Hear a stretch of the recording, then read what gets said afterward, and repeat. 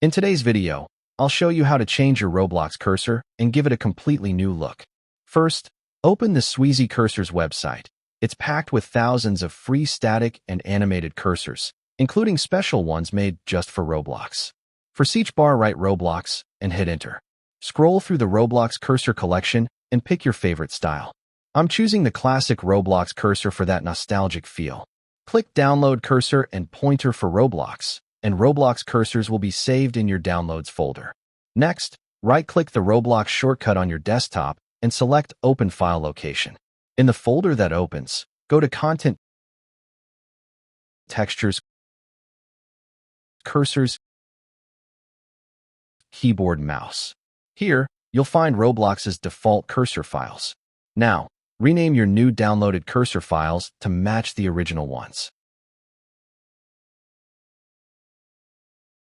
To be safe, you can add _old to the original files' names before replacing them.